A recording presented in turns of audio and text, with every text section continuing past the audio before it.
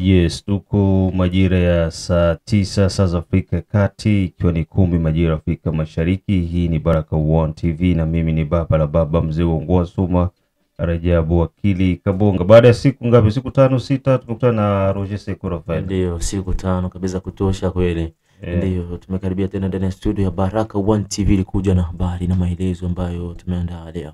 Yes, unajua tulikuwa tupo kwenye harakati za kazi. Ndio, ni harakati za kazi. Kwa hiyo kama tunapishana hivyo ujue kwamba kazi ziko zinaendelea. Bwana, karibuni sana. Mko natusikiliza, namuona Ejide Kizenga Tembele, Kizabe Ayeba kuliko pamoja na Baraka1 TV. Bwana, jana ndo tuseme kile kinyo watu walikuwa wanalilia. Aseme wazalendo wanani wanabaki kuzurura wa Uvira hawafanyi kitu. Wanaendelea tu kutembea muvile. Ataki ya kwanza na kukamata mwingine. Ndio. Tena ilikuwa moto wa ajabu sana mpaka watu kuanza jiuliza hii moto ni ajabu. Zile tayari. So vita ilikuwa ni kali jana, tutazungumzia hivyo kwa ndani zaidi na baadhi ya vitu ambavyo vilitokea ndani ya vita. Kwa hii vita kuna vitu vingi vilijitokeza. Ndio. Kuna mmoja ambao walianza kuzungumzia vibaya Komanda Chiviri. Ndio. Kuna wengine pia ambao walikuwa wanaanza kujibinafsisha vita kwamba wao ndio walipiga pale, kundi lao ndio walibana. Ndio. Kuna wengine wanaanza kusema mambo ni mingi tu. Sasa tunasema M23 ikibana fasi. Eske ni barasema sema ni ba M23 ba fulani. Sasa ni M23. Haiko sema M23 ya colonel fulani. No, ni M23 tu. Sasa kwa nini si tukipiga fasi ni wazalendo wa B? Ndio. Ni wazalendo wa A. Hapana. Washington pia leo. Sendo leo? Ndio, Washington. Yeah, leo siku zinaenda. Leo tuko tarehe 3 na tarehe 4 ndo wanaenda kusaini mikataba. Nafikiri ni leo tu tuseme hivyo. Tutazungumzia hapa kuona umuhimu haswa wa hii mikataba. Kuna ujumbe wa makanaki ambao wameutoa kutokana na hii vita na vyote ambavyo vimekuwa vikizungumzika. Pia tutakwenda kusikiliza na nafikiri itakuwa ni hivyo. Na mambo mengine yote ambayo yameweza kuzungumzika ndani ya uwanja wa mapigano. Na karibuni sana. Ili kwa kwanza kupata habari zetu, like pia subscribe Baraka1 TV. Tuko pia Facebook pamoja na TikTok, like na follow page zetu, na hivyo utakuwa kwanza kuwa unapata hizi habari kila wakati. Na jambo jingine pia, tembelea Mwangaza TV ili usipitwe na matukio yote ambayo yako yanazidi kurindima nchini Jamhuri ya Kidemokrasia ya Kongo. So kabla ya uondo, hebu tuanze kwanza na ile la Washington afu tumalizie na vita. Ndio. Juu toshe utamu kwenye masikio ya ndugu zetu. Ndio. Niseme kwamba mikataba ya Washington inafika muda ambao unakutesha kwamba wakongomani wameelewa hii masuala ya vita. Kwa sababu kutesha kwamba fasi yote ambao wanakwenda kusaini mikataba, kwa sababu sio tu ya Washington, hata ya Doha ambayo ilikuwa kila siku wanafanya mazungumzo kwa Doha ilikuwa inafanyika, lakini kutesha kwamba upande wa maadui wanakuwa wanafanya maavanse kila siku. Sasa unakia kutanisha kwamba upande wa jeshi na wazalendo ni kama vile wako wanaachia adui nafasi ya kujiongeza na sehemu fulani. Na hata vile kwenye hii mikataba unakutanisha kwamba mwenzao akishachukua maeneo kabambi anakuwa na exigence za mingi sana zitakwambia na utakubali kupitia ile mikataba. Lakini ikiwa kwamba hiko na maeneo kidogo, niseme kwa mfano M23 na Sadiatu na Bukavu na Goma, hawatakuwa na exigence mingi sana juu wanajua kwamba ni eneo kidogo sana ambayo hata province ya Yenei juu Goma wanakamata iko Nord Kivu yote nzima. Wanakamata Bukavu sio Sud Kivu, ni territoire kama maeneo tu moja ama moja unusu juu wanakamata. Unakutanisha kwamba kwenda kufanya mazungumzo kule Washington ni vizuri, lakini Marekani anatazamia kitu chochote ambacho kinaonesha mkono kwa upande wa nchi mbili ambazo ziko kwenye masuala ya kivita. Na kutosha kwamba yeye rais wa Marekani Donald Trump ameitisha hizo nchi tangu mpaka hiyo rendezvous ya hiyo tariki ile kwenda kwenye mazungumzo. Ni kwake yeye anataka kujionyesha kwamba yeye ni mpatanishi, kwa sababu rais Donald Trump akufanyisha tu mazungumzo kwa hiyo nchi tu kwa hii nchi tu ya Kongo na Rwanda kwa sababu ya masuala vita. Vile vile hata Vladimir Putin na Zelensky katika vita ambavyo vilikuwa vinaendelea huko Ukraine pamoja na Urusi, alifanyisha vile vile mazungumzo na kutosha kwamba ikaleta mazungumzo, ikaleta matumaini fulani, lakini kuleta matumaini kama taki, kwa sababu kiangalia Urusi kila siku inaendelea kukamata maeneo katika nchi ya Ukraine. Licha ya makubaliano ndio na plan ambayo US ilitoa kwa Ukraine, Urusi iko inaendelea kupiga. Ndio. Na washa mwambie wewe hii mafasi zenye ulibeba ni zako, utawikia nazo. Kwa hiyo tuone huruma sasa hapana. Gisi bwana mdogo bado ayasinye. Mimi naendelea kupiga tu mpaka siku atasinye na maliza ndo tunajiana. Unaelewa? Ndio. Sasa utofauti wa Washington wa Urusi na utofauti wa Washington kwetu ni kwamba sisi tulikuwa kama tuko tunalialia. Ndio. Unaona? Wakati sisi tunaingia mseselefe ndo wakati M23 inakamata ndio Minova. Wewe uangalie tu wakati wote tunafanya seselefe ndo wakati M23 iko inaavance. Kisha sasa wao ndo wanaanza niko na nani hapa na communique yao. Chukua nafasi hii tusome communique ya M23 yenye waliweza kuilancer après tout affrontement hizi za jana. Ndio. Juzi zilikuwa ni za mingi, pande zote watu walipigwa mpaka wanasema kweli Mungu yupo. Ushaona nakwambia sawa tu. Mungu anakuona, Mungu ananiona. Hii communique inasema hivi. Kwa communique ya M23 inasema hivi. Communiqué officiel du 2 décembre 2025. Donc ingali mpya kabisa ni ya jana. Ndio. L'Alliance Fleuve Congo bar M23 dénonce et désapprouve l'hypocrisie flagrante et la fourberie. Est-ce que vous know? Za président.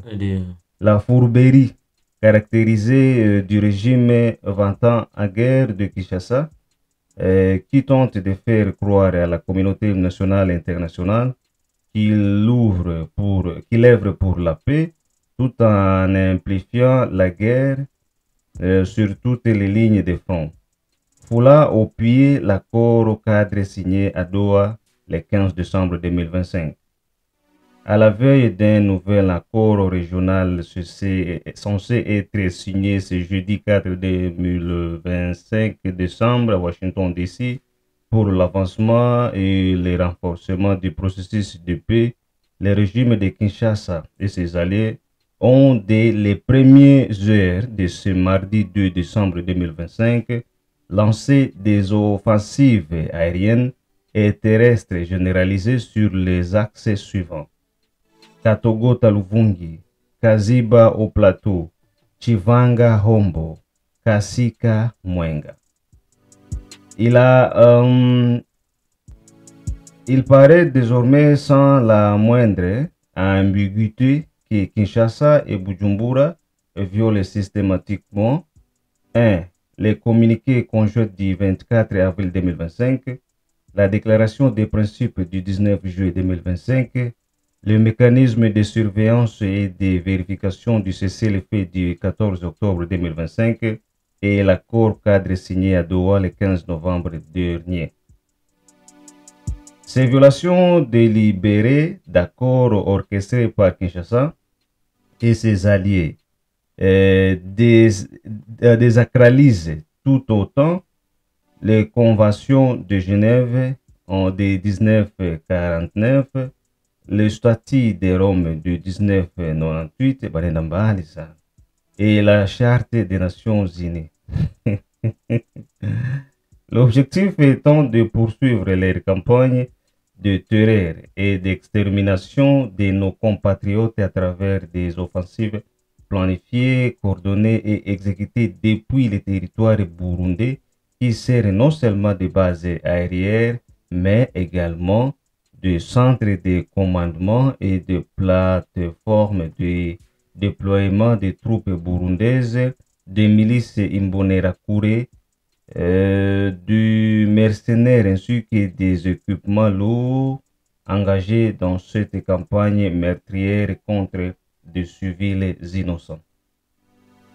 Face à ce massacre, l'AFC Bar M23 réaffirme qu'elle se tient énergiquement aux côtés de la population congolaise dans sa plus grande diversité. Elle réitère son engagement indéfectible à protéger et défendre les civils exposés à la mort et à neutraliser à la source toute menace à leur sécurité et à leur existence. Mimi nafurahishwa sana na hii hapa.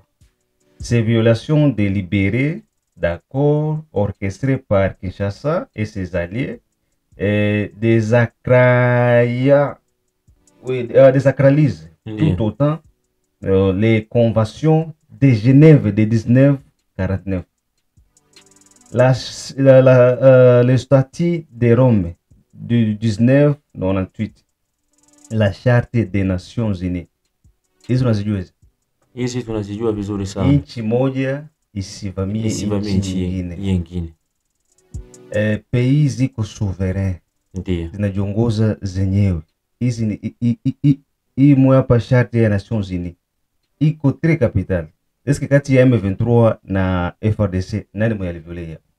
Mwenye aliviolea ni M23. Mewe wanasema hapa si ndo tunaviolea. Anaviolea kivipi? Kama watu ni wakadialia, niseme kwamba ni walevi. Ndiyo.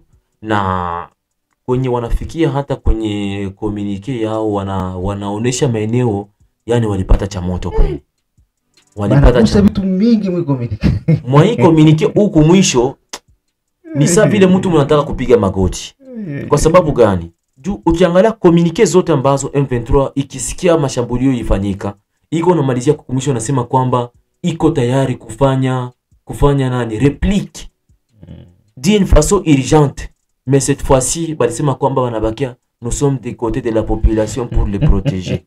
Est-ce que mtu mwenye halitesa raia?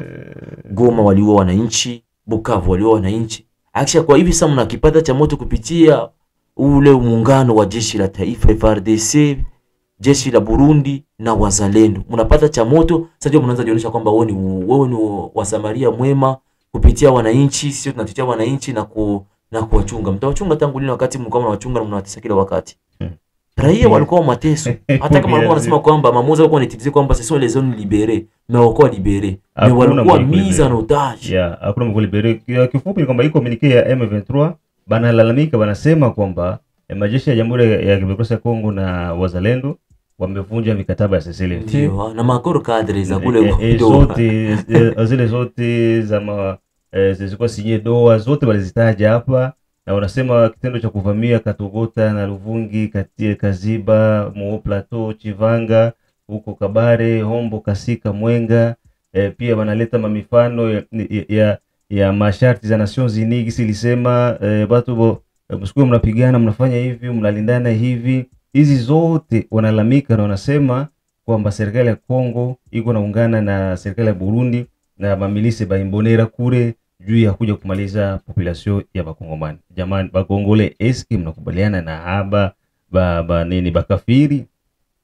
Nafikiri jibu ni hapana. Unaona gisi wazalendo waliingia Katogota. Watu wenye wako Kamanyola. Ndiyo. Walikuwa wanaanza sherekea. Ndiyo. Wanasema tunasubiria mkuu Katogota Luvungi. Watu wako natembea barabara, wako naenda wanaimba. Ndiyo. Sawa? Donc hii operation yenye iko supporté na population pour 100%. Ndiyo. Sasa utachunga na wananchi wenyewe wataki. Kwa hiyo watu na habari ambazo nimezipata ni kwamba wale wa kadri wa AFC wa Kamanyola Busiku walikuwa juu ndio kabla hizo vita walifanya paniki, wakaleta bimafuso 12 wenye bikuwa muamuna mwa watu.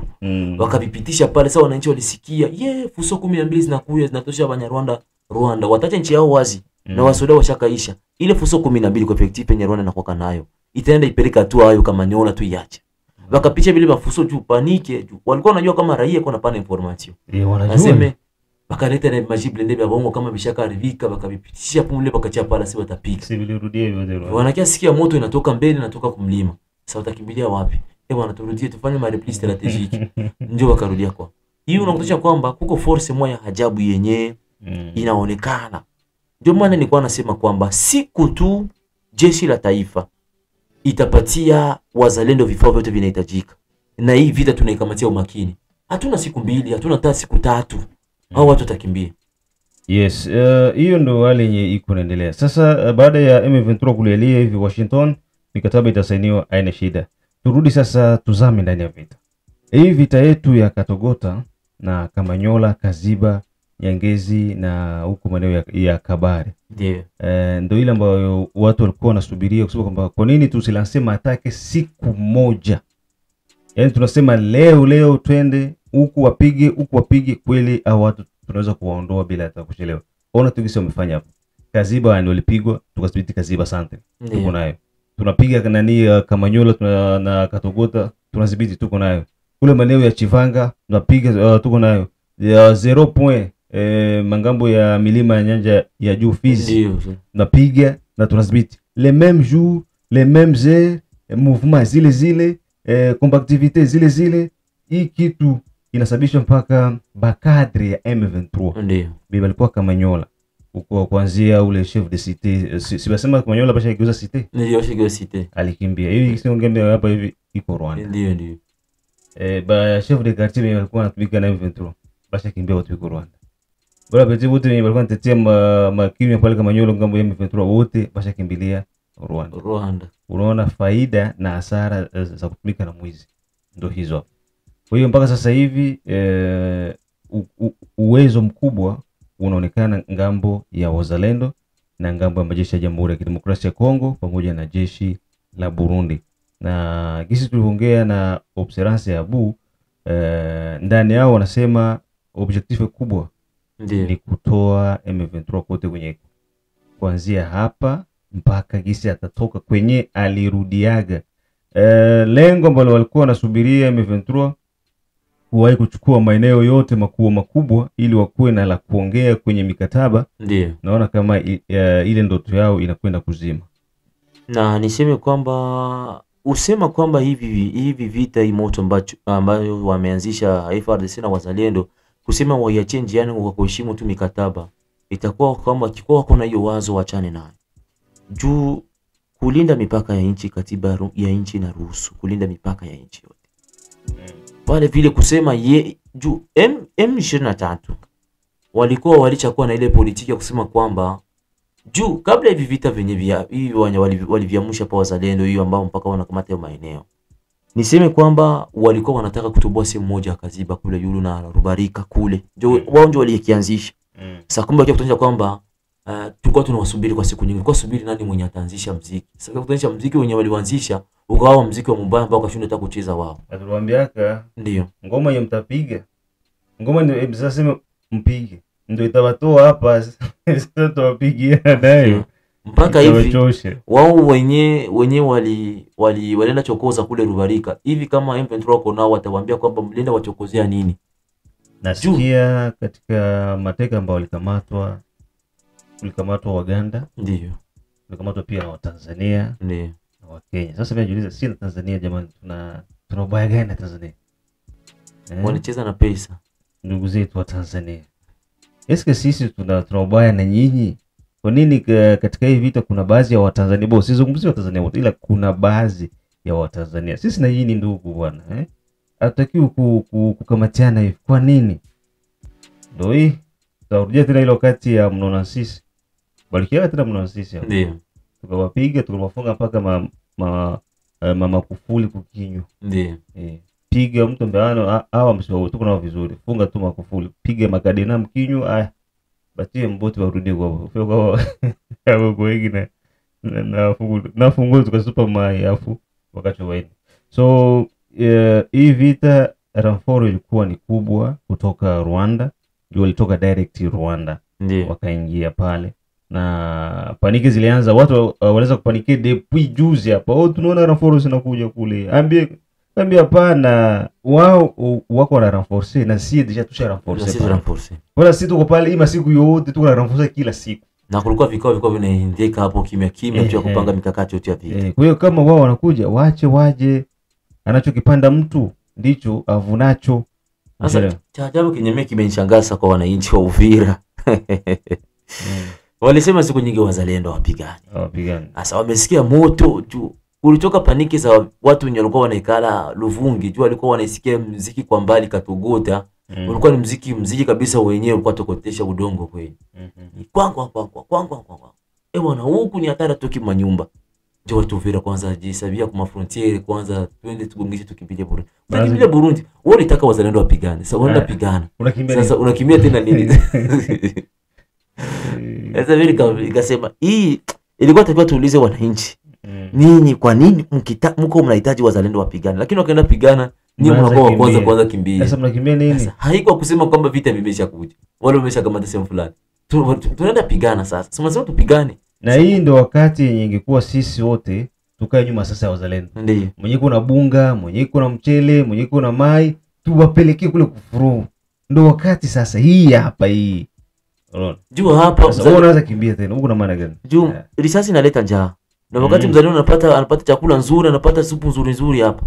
Nakwambia mzuko utapanda mpaka tutamkuta maeneo yote itakamatiwa tena mikono ya wazalendo na wa FARDC. Kuna ujumbe wa Makanaki hapa, embu tumsikilize kwanza. Makanaki Kasimbira John Kadanda. Jambo wakongomani wote na wasalimu katika jina la Yesu Kristo mwa Nazareti. Ni mimi kiongozi Makanaki Kasimbira John ndio nawasalimia. Leo tuko mwezi wa 12 siku 2 na leo tuko siku ya pili. Message napenda kuambia wakongomani wote, zaidi mji wa Uvira, na wazalendo wote, na wakongomani wote na jeshi lote la FARDC.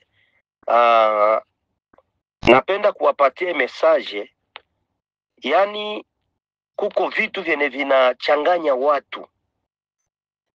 Kama watu wanajiita ni wanaume, hawastahili kuwa na jijere kama watoto. Na kama sisi wazalendo tunaendelea na kuzarauliwa wala tunaendelea na kusemewa vibaya, ni kukosa hekima. Hatuna hekima. Tunapenda kusemana vibaya sana. Kila kitu kyote ni kibaya. Kila mtu yoyote ni mubaya. Kila seigneur de guerre yote ni mubaya. Sasa kama kila mtu yote anageuka mubaya, sina wewe utajichukia we peke. Kama unaendelea kusema bongo kwa ajili ya mwingine, kwa ajili yangu Makanaki, kwa ajili ya mwingine kiongozi au wa mzalendo au wa FARDC, uendelee na kusema bongo zaidi, mwisho na we utajisemea we peke bongo. Sasa huyu mtu anatafuta nini anajisemea ye peke bongo? Sasa kitu napenda kuambia, ndio General Chivire depo alifikia hapa Uvira akatali kupokea wazalendo. Hapana. Komanda Region mweneko hapa Uvira akatali kupokea wazalendo. Awe msazi anajiita tu mzalendo, atamupokea. Amusikilize tu. Leo vita hii, na vita eko leo tu, vita eko kila siku. Na hii vita ene hapa Banyangaragata, yene banakuya tuatakia hapa Kamanyola. Eske General Chivire wala Komanda Region wala mwingine kiongozi wa mzalendo yoyote eske alikatala tusipigane vita? Hapana. Vita ilifanyika na akafanya kile atafanya, akawapatia courage ya kazi.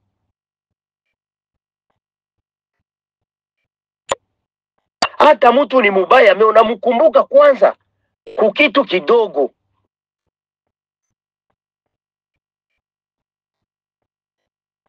Kiongozi Chivire akusema mzalendo asipigane? Kiongozi Chivire haiko ndo alikia bomoa kundi ya wazalendo wala Komanda Region? Hapana. Hapana. Hakunyang'anya silaha ya mzalendo yoyote? Hapana. Kama mimi makanaki nafanya makosa, wanapasha niambia hapana, makanaki ulifanya makosa. Haiko kusema unashauria makanaki wala inaita makanaki fanya hivi inakuwa semeo mtu fulani ni mubaya. Hapana. Leo nakuwa alikatala msipigane. Hapana, sio vile. Chivili akukia katale wazalendo wasifanye kazi yao. Haiko yeye ndo alibalikrite, haiko yeye ndo alibapangia msipigane. Mnakuwa mnatosha marezo mkumabari vya marezo sosio yene haina kichwa na migulu. Mimi makarakini kwa hapa kuplene. Alexi kwa hapa. Na vingine wa viongozi wote biko hapa. Wa viongozi wote wazalendo biko hapa muplene. Biko wanafanya kazi yene ilituma wanakamata silaha. Hakuna mwene anakatala basipigane. Lakini nakuwa kusema General Chivile alikatala msipigane. Hapana, hiyo pepo ishindwa na ikome katika jina la Yesu Kristo mwa Nazareti. Hiyo pepo ikome, ishindwe. Ujumbe wa makanaki umekuwa ni mzito sana. Unautafsiri vipi ujumbe wa makanaki? Niseme kwamba ni ujumbe mzuri sana kwa sababu ukiangalia hii habari ambazo ziko kwenye mitandao, kila mtu anatupa habari yake. Niseme kwamba hivi vita hivi ambavyo wazalendo na jeshi la taifa na jeshi la Burundi walikianzisha ni vita ambavyo vilikuwa viko kiprofessional. Kivipi? Njoo nitajibu sasa hiyo swali ya ujumbe wa makanaki. Kwa sababu vita vilifanyika, hakuna media yote ambayo ilikuwa ikizungumzia kuhusu hivyo vita. Hata na sisi Baraka One tulizungumza, lakini tulikuwa na umoja wa mazungumzo, lakini wale viongozi wakubwa kubwa walibaki kimya. Ikawa ni surprise ambayo hata adui alikuwa anajua. Adui alikuwa anapitia kule mitandao anajua maana yake wanabandai hivi, wanaandaa hivi. Lakini adui alikashtuka tu. Watu wakasema bwana, nini kinaendelea kule? Nini kinaendelea? Nini kenye kiko kule? Lakini sawa walikasikia juu. Na pale mitandao sasa ile media za maadui za upande wa M23 wakaanza tupa habari za bongo. Angalia Uvira imekamatwa wakati tuko Uvira. Sangi imekamatwa, Ruvungi imekamatwa. Kivipi? Na media zikaprofite vile mamedia zimwa zikaprofite kusema habari za uongo.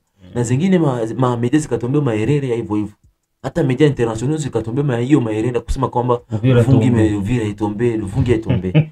Unatosha kwamba na hiyo ndio kapita wamoja kapita wanaprofite kwanza tupa habari za uongo.